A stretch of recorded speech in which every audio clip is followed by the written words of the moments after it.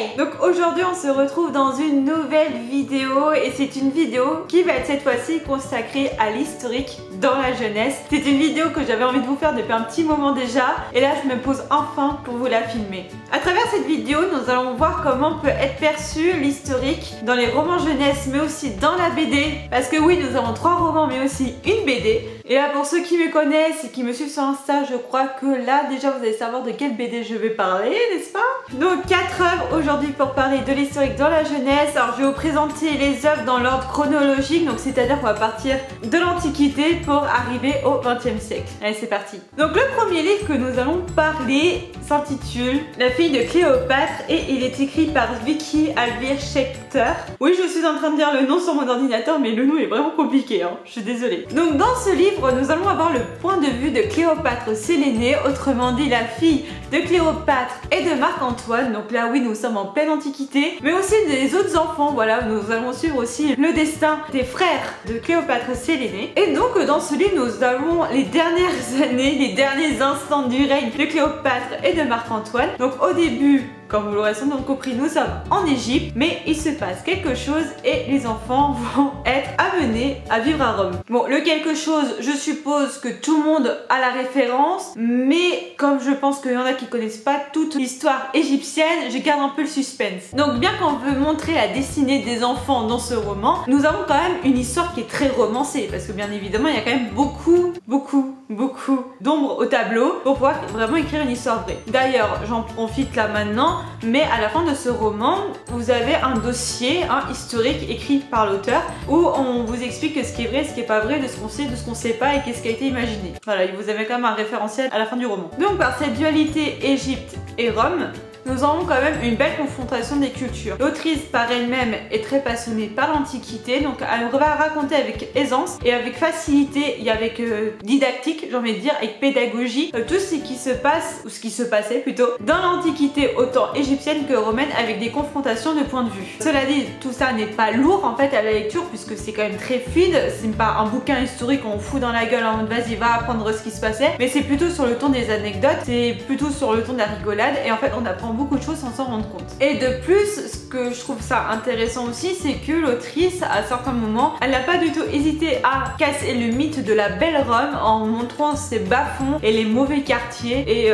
surtout les personnages qu'on connaît tous comme Olivier, Octavien et compagnie. Voilà, là c'est vraiment si vous avez les références historiques. Je suis désolée, si vous n'avez pas les références historiques, voilà, j'essaye de pas spoiler au cas où, mais j'espère que vous en avez quand même. Et donc c'est pour ça que j'ai apprécié le livre. Voilà, on a quand même une belle pédagogie au niveau de l'Antiquité, au niveau de l'historique et je trouve que ça très bien mené. On a des histoires vraies même si une partie a été imaginée, mais je trouve que ça dénature pas ce qu'on peut être les personnages et je trouve aussi qu'on a beaucoup renoué aussi sur les liens familiaux dans ce livre. Donc ça pour ça c'était très bien. Maintenant, parce que oui il y a un mais quand même, vous me connaissez, il y a toujours un mais. Moi j'ai eu beaucoup de mal à rentrer dans l'histoire. Alors peut-être parce que déjà de base je suis pas très Antiquité de base, hein, c'est vraiment pas ma période historique préférée, mais ça se lisait bien quand même de ce côté là. Moi ce qui m'a quand même beaucoup posé problème si on peut dire ça ainsi, c'est la psychologie du personnage de Cléopâtre Sélénée finalement. Parce que à un moment je me suis vraiment demandé quel âge elle avait. À un moment j'ai cru que j'allais louper le coche, mais en fait non, elle a vraiment 11 ans à un moment. Alors je sais plus si c'est tout au long de l'histoire, mais à une bonne période elle a 11 ans. Et en fait on croit que c'est une femme en fait. Elle est passée où l'enfance? Elle est plus.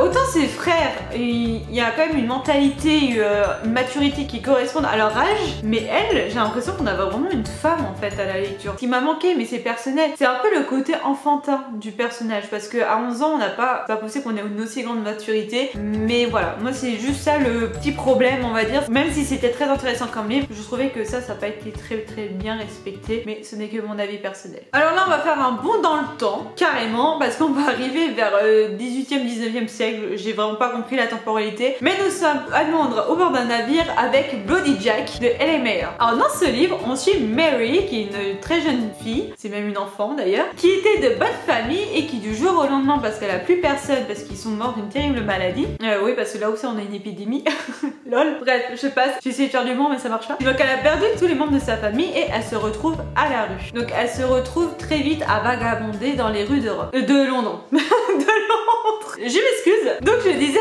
elle va se retrouver très vite à vagabonder dans les rues de Londres. Donc cette jeune Mary va survivre grâce à une bande de gamins, donc on peut vite retrouver la référence de Oliver Twist. Honnêtement j'ai pensé à ça tout de suite dans les premiers chapitres en tout cas de quand elle est à Londres, c'était Oliver Twist. Je pense que l'auteur a dû s'en inspirer là pour le coup. Mais voilà, avec cette bande de gamins, ils vont voler et c'est comme ça qu'ils vont survivre en fait. Cependant, qui dit bande de gamins dit qu'à un moment il y a un chef de bande. C'est juste une évidence. Et un jour ce chef de bande, je suis désolée du petit spoil, va mourir. Je suis désolée pour vous et pour lui.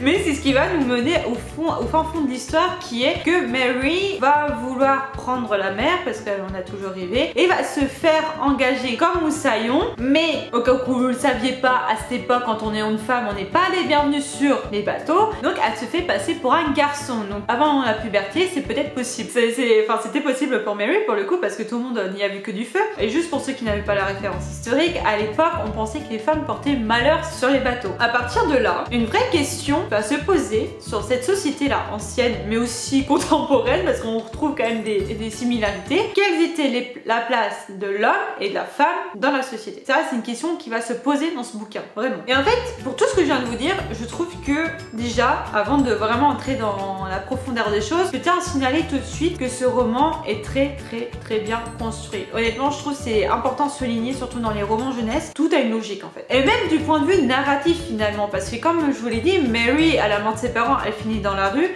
dit qu'à un moment on n'a pas le même langage, et là vraiment au début c'est difficile à lire parce que voilà, on imite le langage chartier un peu, hein, voilà, il y a des erreurs de syntaxe, des erreurs de grammaire, des érosions phonétiques et tout ça, mais plus elle va avancer sur le bateau, plus on va lui donner un enseignement et plus le langage va devenir correct. Il y a vraiment une évolution déjà par rapport à ça, et déjà on voit l'évolution du personnage rien qu'à l'écriture au sens strict du terme en fait, même pas au niveau de l'histoire. Et ça déjà, je trouve que pour avoir travaillé jusque là le personnage, pour moi c'est déjà une bonne chose. Et déjà par rapport au roman précédent, je trouvais que la psychologie des personnages était très bien travaillée aussi. C'est-à-dire que là on a une enfant qui devient ado, et même si le personnage a de la maturité, elle garde quand même son innocence d'enfant. Et là je pense qu'à un bout d'un moment, si le personnage n'avait pas un minimum de naïveté, il y aurait beaucoup de passages qui n'auraient pas fonctionné. Par exemple, je pense au moment où Mary va découvrir pour la première fois les règles par exemple, et qu'elle va croire en fait qu'elle est en train de mourir. C'est assez drôle, franchement à lire c'est assez drôle, malheureusement ça n'est pas, mais c'est assez drôle de comment c'est raconté, mais c'est grâce à la naïveté du personnage. Et par exemple j'aurais pas eu ça, elle saurait tout de suite qu'est-ce que c'était, etc.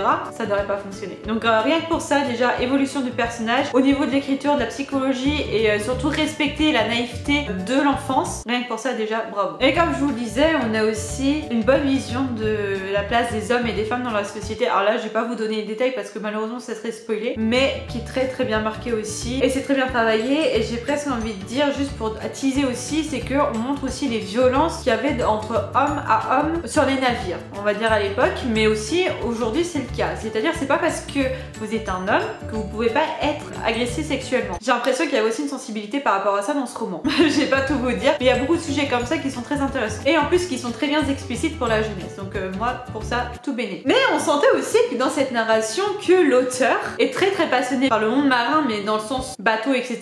Et d'ailleurs c'était un ancien officier de marine hein, tout simplement, et on sentait vraiment pendant les pages qu'il était vraiment passionné et qu'il avait hâte de nous faire apprendre des choses. Dans la narration, vous savez comment se déroulait par exemple une journée sur un bateau, les différentes missions qu'on avait à bord, comme quoi tout ça c'est aussi une très grande organisation. Voilà, on découvrait aussi les différents grades, les différents membres d'équipage et tout ça. Peut-être qu'on retrouve encore aujourd'hui, mais qu'on retrouvait surtout à l'époque comment fonctionnait un bateau, quelles étaient les différentes parties d'un bateau, etc. Honnêtement, l'historique ici, je trouve il était très bien travaillé, même si on peut aussi avoir des problématiques qu'on peut retrouver aujourd'hui dans le monde contemporain avec les femmes et les hommes dans la société, etc., etc. Pour tout ce que je viens de vous dire, c'est vraiment un livre que j'ai bien aimé, qui était vraiment travaillé et que je peux vraiment conseiller les yeux fermés pour tous les âges. Bien évidemment, pour continuer sur Mary, au bout d'un moment, elle a la puberté qui arrive avec les formes qui se dessinent, et là je vous laisse découvrir comment elle va faire pour s'en sortir. Là cette fois, on va au 19e siècle avec Belle Époque d'Elizabeth Ross. Comme l'indique le titre, nous sommes à la Belle Époque, donc fin 19e, début 20e, mais là plus spécifiquement fin 19e. Donc dans ce roman, nous allons suivre une jeune fille de 16 ans qui s'appelle Maud de Pichon, qui va fuir sa Bretagne natale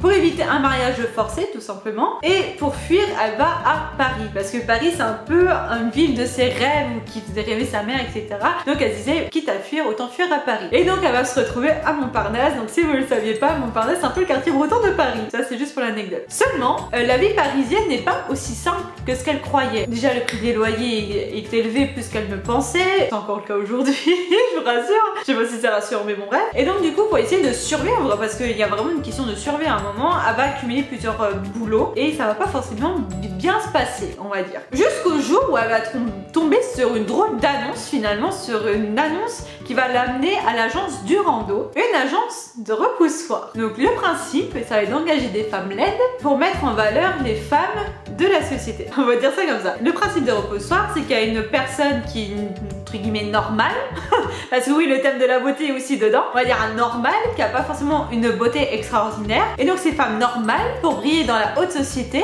vont louer des femmes laides pour que, par faire valoir, qui avec une femme laide à côté de soi est censée révéler leur beauté. Entre guillemets, je mets des guillemets de partout. Et d'ailleurs, je vous l'annonce déjà ici que comme la beauté est un thème très important dans ce roman, je ferai une vidéo exprès sur comment est abordée aussi la beauté dans les romans, et ce sont des livres que je suis en train de lire en ce moment. Mais si je vous en parle aujourd'hui dans cette vidéo, c'est que évidemment on va avoir un côté historique. On va avoir le côté historique de la Belle Époque. Bah qu'est-ce que c'est que la Belle Époque? Là par exemple il n'y a que le volet haute société malheureusement, donc comment on fonctionnait la haute société à l'époque. On a aussi par exemple là on est au plein cœur des expositions universelles, et notamment avec la Tour Eiffel, vous avez des anecdotes. Après c'est quand même une autrice qui est écossaise je crois si je ne m'abuse, donc oui on va sensibiliser que oui on a construit la Tour Eiffel mais elle n'était pas censée rester, on était censé la démolir après, au final elle est toujours là. On va aussi raconter que la Seine dans Paris a aussi ses ports de marchandises. Voilà, il y a aussi tout un beau panel de Paris du 19e qui est quand même présent. Et bien sûr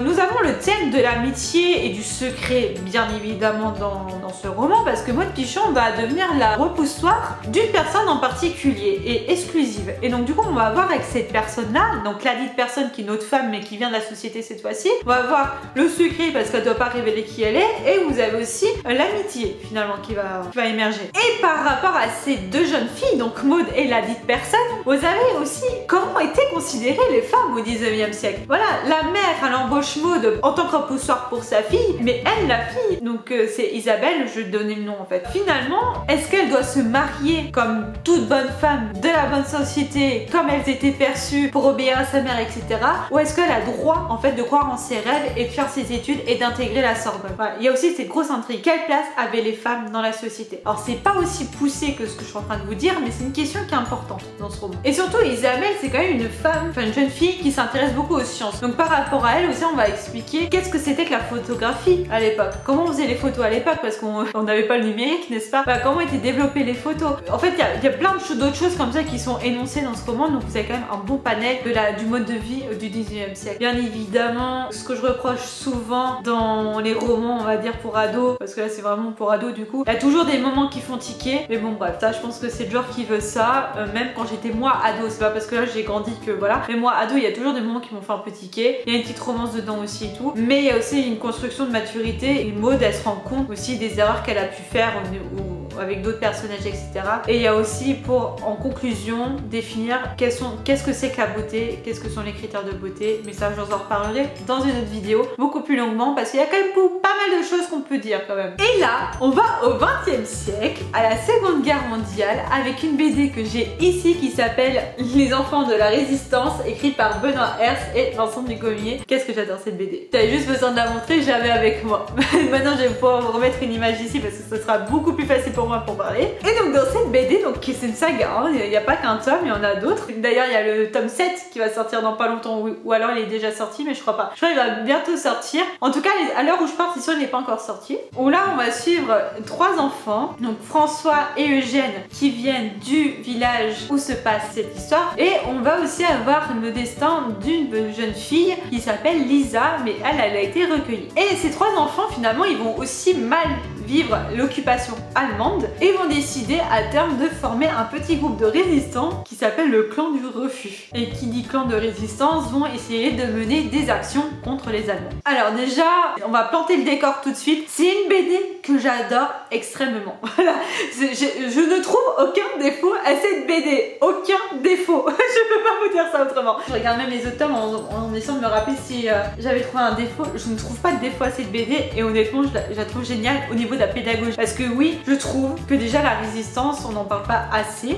Parce que oui, il y a eu la Shoah lors de la Seconde Guerre mondiale. Oui, il y a eu des atrocités pendant la Seconde Guerre mondiale. Il y avait quand même la résistance. Et moi, personnellement, je trouve qu'on n'en parle pas assez. Cela dit, le décor est planté. Et même par rapport à la résistance et tout, il y a quand même ces 3 enfants là, ils sont extrêmement attachants et moi je les adore, tout simplement. Surtout qu'en plus, là on parle quand même de la BD, c'est pas un genre auquel je suis sensible. Donc pour que je vous dise que j'adore une BD, c'est qu'elle est géniale. Bref, donc oui, on va parler de la résistance. Oui, je regarde la BD comme ça, elle allait me parler. Mais on a aussi plein d'autres thèmes qui se passent dans la société. Et honnêtement, qui sont racontés librement et de manière très pédagogique et sans que ça soit lourd aussi. C'est ça qu'il faut retenir, c'est que c'est pas lourd du tout. Et moi je me rappelle encore quand j'avais découvert cette BD, c'était au salon de Montreuil, il y avait tous les enfants qui lisaient, mais avec légèreté, alors que c'est quand même des sujets assez durs. Donc par exemple, là dans le tome 1, parce que chaque tome a son sujet, par exemple dans le tome 1, on va retrouver les pros et les contre nazis, que ça soit en France comme en Allemagne. Ce qu'on n'ose pas dire, c'est que tous les Allemands n'étaient pas nazis, et il y en a même qui l'ont payé au prix de leur vie. Donc tout le monde n'était pas nazi, et heureusement. Il y a plein de sujets comme ça qui sont abordés, surtout par rapport à l'un des personnages, que je vais pas vous dire qui, parce que sinon